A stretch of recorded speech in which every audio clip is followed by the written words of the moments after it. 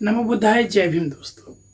जैसा कि आपको मालूम है कि आज मंथन मीटिंग की गई, समीक्षा की गई, बैठकों का दौर हुआ और 6 घंटे की 6 घंटे कहते हैं 6 घंटे की मैराथन के बाद, जिद्दोजहद के बाद ये फैसला लिया गया कि कुछ कार्यकारिणियाँ भंग कर दी जाए, कुछ प्रभारियों को यहाँ से वहाँ कर दिया जाए, उनके इलाके बदल दिए जाए। यानी बात वही है कि रुपए 100 हैं, उनकी जगह बदल दी जाए, या 100 रुपये को खुलाकर 10, 20, 30, 50 रुपये चेंज करके अलग अलग जेबों में डाल दिया जाए। एक सवाल है कि जब कार्यकर्ता बड़ी जिद्दोजहद के साथ समाज में दुश्मनी मोल लेता है और अपनी विचारधारा को मजबूत करने के लिए अपने ही गांव के अपर कास्ट के लोगों के विरुद्ध वोट करता है, तो उसको क्या संरक्षण मिलता है? क्या ये तमाम प्रभारी, तमाम कोऑर्डिनेटर, तमाम नेता उनकी सुध लेते हैं? क्या उनको ऐसा विश्वास होता है कि अगर हमारे साथ कभी भी कुछ भी होगा तो ये नेता, ये प्रभारी जो शायद ज़मीन पर दिखाई नहीं देते हैं, वो उनकी मदद करेंगे या उनका फ़ोन उठाएंगे? शायद इसका सवाल का जवाब अगर आप खुद तलाशेंगे तो ना के रूप में मिलेगा। बहुत सारे लोगों को हम व्यक्तिगत रूप से भी जानते हैं, उनका अचीवमेंट शायद ऐसा नहीं है कि वो अपनी सीट पर भी जीत जाएं। जो प्रदेश और प्रभारी बने हुए हैं, कई कई राज्यों की उनको जिम्मेवारी दी जाती है, शायद उनका कम्युनिकेशन ऐसा नहीं है कि उनको एक विधानसभा की जिम्मेवारी दी जाए और एक विधानसभा में वो जीत कर दिखा दे।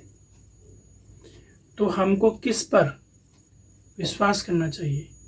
या जिन पर विश्वास किया वो दूसरी पार्टियों में चले गए, तो क्या ये सबक नहीं है कि ऐसी क्या नीतियां हैं कि लोग हमको छोड़कर जा रहे हैं? ऐसी क्या नीतियां हैं कि हमारे घर में डाका पड़ता जा रहा है और हमारे ही लोग दूसरी पार्टियों में जाकर जीत का सेहरा बांधकर हमको मुंह चिढ़ा रहे हैं?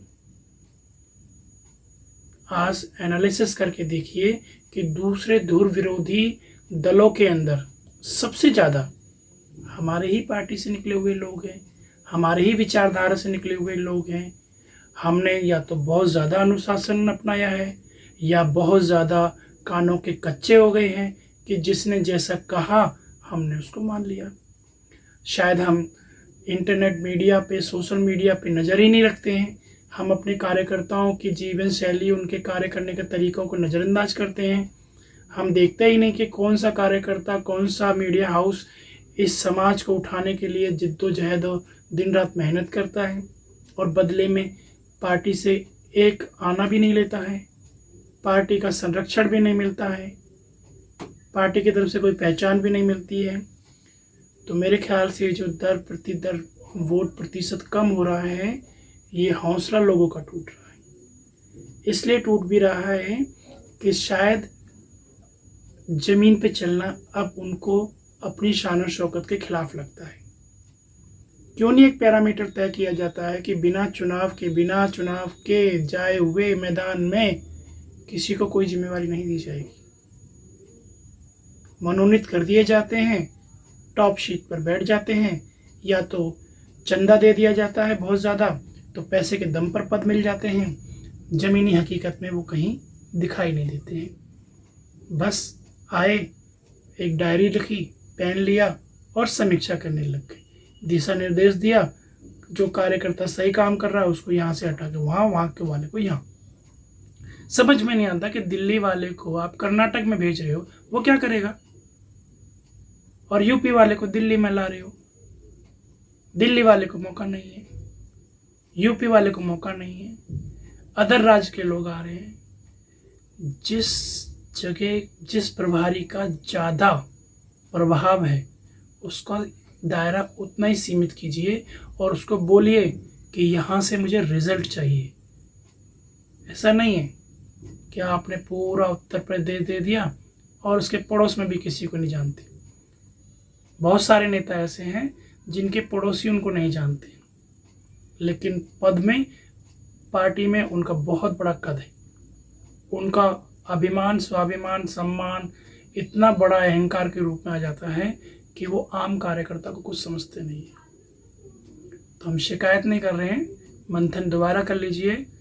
ये समाज कुछ ऐसा है जो बाबा साहब और बहुजन नायकों के दम पर अपने आप अपनी ज़मीर को बेचना नहीं चाहता। इसलिए ये वोट प्रतिशत आज भी कायम है, बेशक कम हो रहा है, मगर सोचना होगा कि समाज अगर आपके साथ मजबूती से खड़ा है, भूखा प्यासा खड़ा है, आपकी रैलियों में आपको शान और शौकत और आपका हौसला अफजाई कर रहा है, तो इन प्रभारियों को उल्टा करके सबक सिखाइए और इनके रास्ते बताइए कि भैया पहले आप खुद इलेक्शन लड़के दिखाइए, खुद जीत कर दिखाइए और तब बात करेंगे। कम कहना ज़्यादा समझना। जय भीम, नमो बुद्धाय, जय संविधान।